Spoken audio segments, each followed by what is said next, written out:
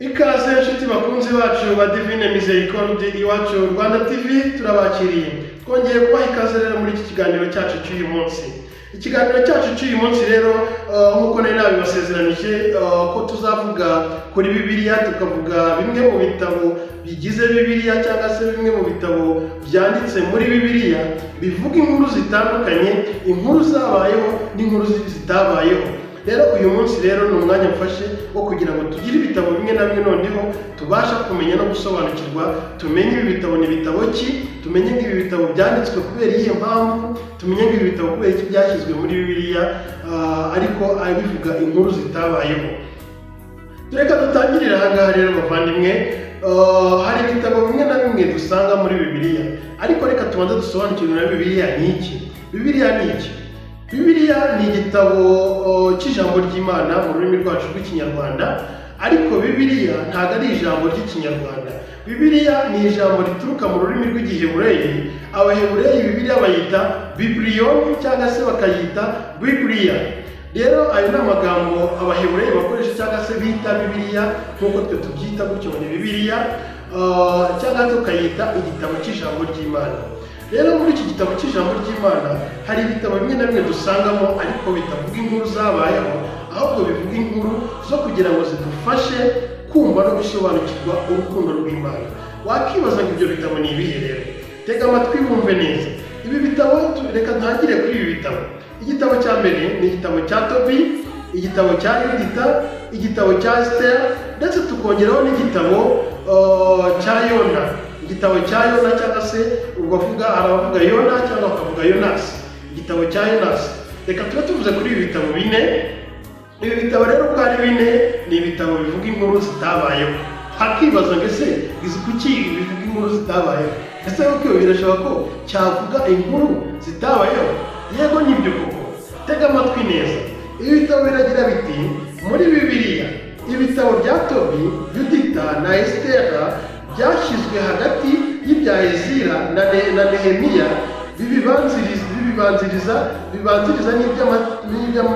n'iby'abamakabe bikurikirana. Ni ukuvuga ko byahawe umwanya hagati y'ibitabo bidutekerereza amateka y'umuryango w'Imana. Nyamara ariko ibyo bitabo uko ari bitatu, twongeyeho n'iki gitabo cya kane cya Yona cyangwa cya Yonasi, ko ibyo bitabo uko ari bitatu usanga byo biteye ukwabyo. Mu by'ukuri inkuru zerekeye Tobi, Yudita na Esther ntabwo zigenewe kudutekerereza ibyabaye koko, ahubwo twavuga ko ari imigani igamije gushishikariza Abayahudi bose kugira imigenzo myiza no kwiyumanganya gitwari mu bigeragezo n'ibitotezo baterwaga n'abanzi babo. Murabyumva neza. Naho tugiye kuri kiriya gitabo cya Yonasi cyo, ntekereza neza ko kiriya gitabo cya Yonasi cyo nacyo ndaza kukivugaho, ariko nihuse reka ndebe ahantu kiri nacyo tukirebeho. Nacyo iki gitabo rwose cya Yonasi nacyo kivuga amateka atarabayeho. Hari impamvu cyanditswemo, ariko cyane cyane nicyo kugira ngo kidufashe kumva no gusobanukirwa urukundo rw'Imana, kumva no gusobanukirwa ijwi ry'Imana riduhamagara. Ese rirashaka kudutuma he? Ese ni ryari dushobora kumvira Imana? Ese ni ryari dushobora kumva ijwi ry'Imana riduhamagara, ritwohereza cyangwa se ridutuma mu butumwa butandukanye? Reka iki gitabo ndaza kukibarebera mu kanya nitonze, ariko reka mvuge kuri ibi bitabo. Ibi bitabo nabyo byari binzanye kugira ngo tubivugeho. Izi nkuru rero ni inkuru zagiye zivuga inkuru zitabayeho, kugira ngo rero impamvu ibi ngibi kugira ngo tubisobanukirwe ni ukugira ngo tujye tubisoma tuzi neza kandi dusobanukiwe neza by'ukuri bya nyabyo. Ijambo ry'Imana dusoma buri munsi ridufasha mu buzima bwa buri munsi. Rimeze gute? Ese rishatse kugaragaza iki? Rirumvikanisha iki? Rishaka kugera ku ki? No tugasobanukirwa neza. Mu by'ukuri umuhanga yaravuze ngo iyo usoma igitabo uba umeze nk'urimo kuganira n'uwacyanditse. rero natwe niba dusoma Bibiliya tugasoma amagambo dusanga muri Bibiliya ntagatifu tujye tuyasoma, ariko ku rundi ruhande nanone turushaho kumva no gucengerwa no gusobanukirwa neza iby'ayo magambo, ndetse twishyire mu mwanya cyangwa se duse nk'aho turimo kuganira n'umuntu wanditse ariya magambo, duse nk'aho barimo kuganira n'umuntu wanditse icyo gitabo, twumve ese yari ari mu wuhe mwanya, yari arimo ashaka kumvikanisha iki, ashaka kugaragaza iki, ashaka kwerekana iki mu buzima bwa buri munsi, mu buzima tubamo, mu buzima tunyuramo bwa buri munsi. Ngira ngo mubizi neza murebye kuri kino gitabo cya Yona, nk'uko nari mbibabwiye n'ubundi, musangamo inkuru ivuga ukuntu Yona Imana yamutumye Ninivi, yarangizaho kugira ngo ajyeyo agakata ashaka gukweva Imana kugira ngo yigire ahandi. Irangije Imana ihita imuteza ifi iramumira, amara iminsi 3 mu nda ifi yibereye mu nyanja. Ese natwe reka dutekereze neza ko iyi nkuru uyumvise ko mubizi neza ukuntu umuntu abaho. Igitabo cya Yona misina nakigeraho, reka nacyo basobanurireho gato kuri iki gitabo cya Yona cyangwa se Yonasi. Mu by'ukuri ntabwo iyi ari inkuru twavuga ko ari inkuru ivuga by'ukuri nyirizina ibyabaye. Ese ibi byose mbiba bisobanura neza ukuntu byimbitse iki gitabo cya Yonasi, cyangwa mvuge muri make uko imiterere y'iki gitabo cya Yonasi? Iki gitabo cya Yonasi cyashyizwe mu bitabo by'abahanuzi, nubwo kitameze nkabyo. Si igitabo cy'ubuhanuzi, si n'inkuru yabayeho koko. Umuntu yavuga ko ari inyandiko y'ubuhanga, ndetse ikaba n'imwe muri za nkuru bahimbaga mbere, mbese nk'iya Esitera cyangwa iya Tobi. Bene ibyo bitabo bigamije kwerekana ababisoma ko uko babaho ku buryo bunyuze Imana. Nyamara izo nyigisho abanditsi ntibazibasobanurira nk'uko ubusanzwe abarimu babigenza, ahubwo bazibacengezamo bakoresheje udukuru tw'uduhimbano ariko turyoheye amatwi, bityo abantu bagahugukira kumva inyigisho zirimo ntizibarambire. Kuba rero iki gitabo kibarirwa mu bitabo by'abahanuzi, impamvu ni uko uwacyanditse yacyitiriye umuntu wari usanzwe azwi mu mateka ya Isiraheli, umuhanuzi Yonasi mwene Amitayi, wari utuye i Gati Heferi, akaba yarabayeho ku ngoma ya Yerobowamu umwami wa Isiraheli. Iki gitabo ko giteye harimo ibice bine.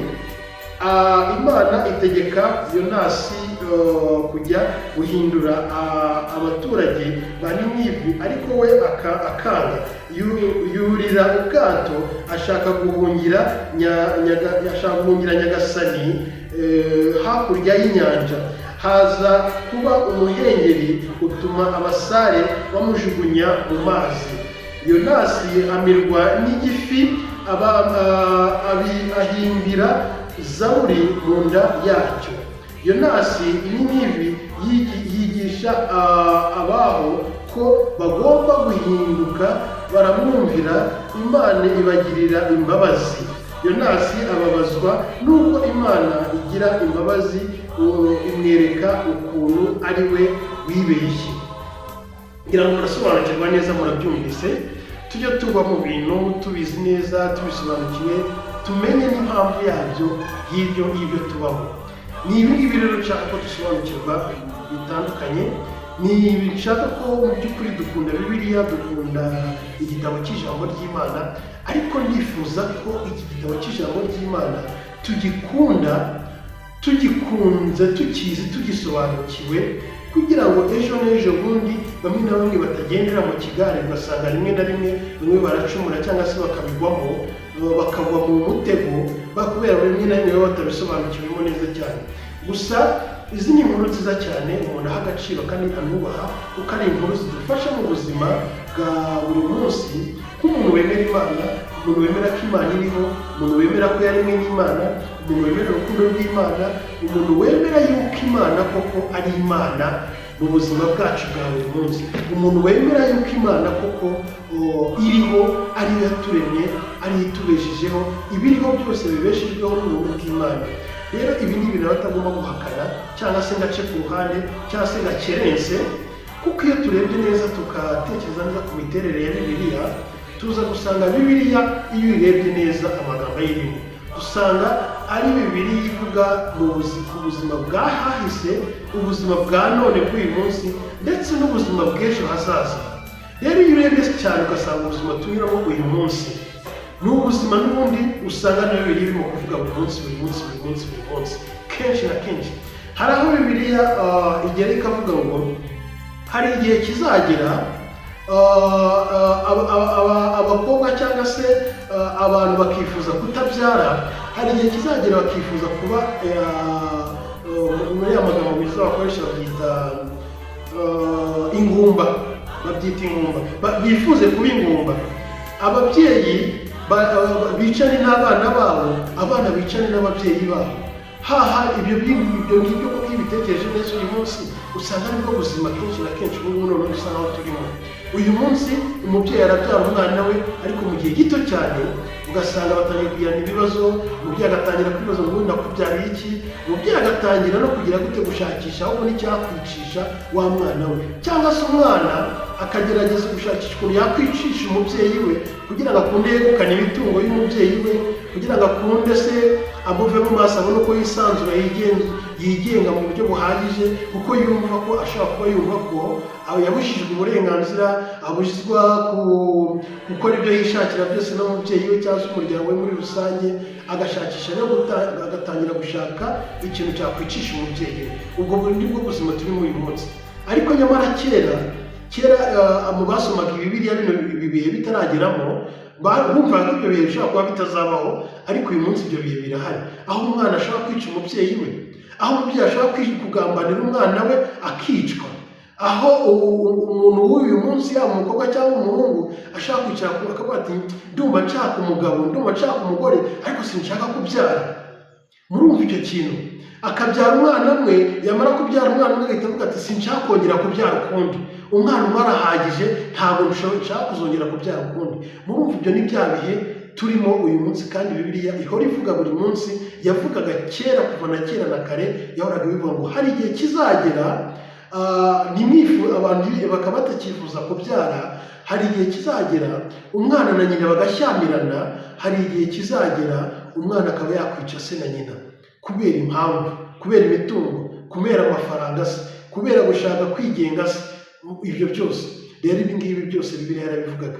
No mu byahishuwe rero bitagatifu naho dusangamo inkuru zitandukanye nyinshi kandi zivuga ku iherezo ry'ubuzima bwacu, ku iherezo ry'ubuzima bwa muntu. Ibyo byose niho tugenda tubisanga, kandi ibyo byose nk'uko tubivuga tugenda duhura nabyo, kandi bimwe tunabirimo. Rero murumva neza, musobanukiwe neza, murumva ko Bibiliya ari igitabo gitagatifu gikomeye. Nubwo navuga ngo Bibiliya ni igitabo cyanditswe n'abantu, abahanuzi ni abantu bacyanditse, ntabwo ari igitabo cyaturutse mu ijuru nk'uko bamwe na bamwe bajya babivuga ngo ni Bibiliya ngo ni igitabo cyahumetswe n'Imana. Mu by'ukuri ni igitabo cyanditswe n'abantu, ariko mu by'ukuri ku buryo cyanditswe mu buhanga bukomeye cyane, kuko bariya abantu bacyanditse bari abantu bafite ubuhanga, ubwenge ndetse n'ubushishozi bukomeye cyane wowe udashobora kubasha gusobanukirwa aka kanya. Kuko ikindi cya kabiri, bari mu mbaraga z'Imana, bari bambaye imbaraga z'Imana, baba bafite ubuhanga bw'Imana. Kuko abantu ba kera muri kiriya gihe rimwe na rimwe cyangwa se kenshi na kenshi bakundaga kuvugana n'Imana mu buryo buri direct. Urugero twareba nka Musa muzi neza ko yajyaga ajya ku musozi akajya gusenga, akavugana n'Imana mu buryo buri direct, akagenda akayibwira, akayibaza, ikamusubiza, noneho akamanukana igisubizo Imana yamubwiye. Yaramubwiraga akayumva n'amatwi ye y'umubiri rwose, akumva ijwi ry'Imana n'amatwi ye y'umubiri. Turazi uwo bitaga Eliya na Enoki, bariya hanuzi nabo uziko bajyanwe mu ijuru batanapfuye, bariya nabo bavuganaga n'Imana mu buryo buri direct. Handi yajyaga ku musozi akabwira Imana ati Nyagasani ibi bimeze gutya mbigenze gute, Imana ikavuga ati genda bigenze gutya ufate gutya na gutya. Muribuka umunsi n'Abanyayisiraheli n'Abanyayisiraheli hari ubwo bigize guterwa n'inzoka zikajya zibaruma. Umuyobozi wabo wari ubayoboye yagiye kubaza Imana avuga ati ko abantu bari ubwoko bwanjye bugiye gushira burumwa n'inzoka tubigenze dute? Uyu inzoka yarumaga yahitaga apfa mu minota mike cyane, ubumara bw'amaguru bumaze kumukwiramo agapfa. Maze amaze kubaza Imana yaramubwiye ati genda ucure umuringa, inzoka y'umuringa uyimanika ahantu ku giti, ku buryo umuntu wese uzajya uza akayibona, uzajya iruma akaza akareba wa muringa w'inzoka azajya ahita akira. Bumva harimo na kwa kwizera, kwa kwemera gukomeye cyane. Rero na Bibiliya ntagatifu uyu munsi cyangwa Bibiliya yera dusoma, amagambo arimo ashobora kudufasha, ashaka kutugirira umumaro, ashaka kutubera amagambo y'agaciro gakomeye cyane mu buzima bwacu, bitewe n'ukwemera n'ukwizera dufite muri twebwe. Ukwizera kurarema, ukwizera kushobora kubwira kuriya musozi, uriya musozi uri hariya ukava hari ukimuka ukariduka cyangwa se ugahinduka igishanga. Ariko uko kwizera dufite muri twe ni guke cyane. Yesu yaravuze ati iyaba wabashaga kugira ukwemera cyangwa se ukwizera kungana n'akabuto ka sinapisi, wabwirira umusozi ukimuka. Ariko si ukwizera kwacu kungana gute? Ni gukeya pe bavandimwe, ni gukeya cyane rwose pe bavandimwe, babwize ukuri bitewe n'iyi si turimo uyu munsi. Iyi si turimo uyu munsi biragoye cyane n'ukwizera kwacu. Niyo mpamvu kwizera kwacu kurageramiwe cyane, kuri hasi cyane. Ariko reka tugerageza mu buryo bwose bushoboka, mu ntege nke dufite dukomeze kugerageza two gutera Imana umugongo, tugerageze tujye dukomeza kugenda dukururuka, ariko dukururuke dusanga Imana, dukururuke tuvuga Imana, dukururuke tugerageza kurwana no kugira ngo tugende mu nzira nziza zikwiriye zigera ku Mana Data. Naho ubundi ibiturwanya ni byinshi, ibiduhiga ni byinshi muri iki gihe cya none, muri iyi si ya none. Reka two gucika intege ngo tuvuge ngo byararangiye. Oya, ntabwo byarangiye. Nukora n'icyaha n'ubwo ngo byarangiye nacumuye, jya wibuka usaba Imana imbabazi. Nujya no kuryama nijoro ubanze upfukame hasi uvugishije isengesho ryo kwicuza ibyaha, cyangwa se ubwire Nyagasani ati Nyagasani Imana, uyu munsi ni muremure, wabaye muremure, mbabarira kubw'ibyaha byose nakoze uyu munsi. Gusa nabiguyemo, ariko mbabarira kubw'impuhwe n'ineza zawe, ugirira impuhwe, ngirira imbabazi, ngirira ikigongwe, mbabarira. Ni ukuri Nyagasani ni Imana, ni inyampuhwe, Imana ni nyir'imbabazi, ntabwo izagutererana, ntabwo izakureka. Imana ni inyampuhwe. Rero reka nsoze nibutsa none mu bakristo bemera Imana, mu bakristo bemera Yezu Kristo, urupfu n'izuka bya Yezu Kristo. Muri iki gihe turi mu gihe cy'igisibo. Rero nongera kwibutsa ngo rwose tugendane na Yezu muri iki gihe gikomeye cy'igisibo, igisibo gitagatifu.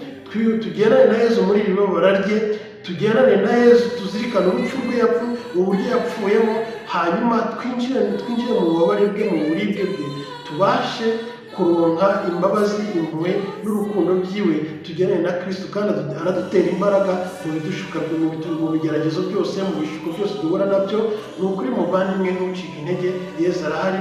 Yesu arahari kugira ngo akubere akabando w'icumba. Yesu arahari kugira ngo akutere imbaraga.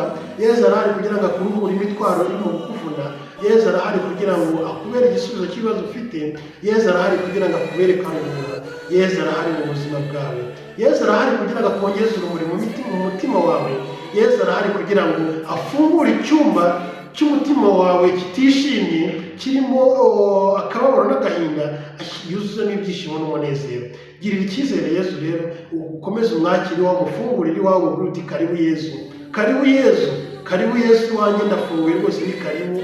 Ntugume inyuma Yesu, ntumiteho Yesu, ndagukeneye Yesu, ngwino muri njye Yesu, ndagukeneye. Ni ukuri Yesu numubwira arakumva, ni ukuri Yesu araza gusange, ni ukuri Yesu ni mwiza, Yesu ni umunyampuhwe, Yesu ni umunyembabazi, ntabwo yagutererana. Ni ukuri pe, ni ukuri Yesu ni urukundo rwinshi. Rero girira Yesu icyizere, hanyuma umwimike mu buzima bwawe bwa buri munsi.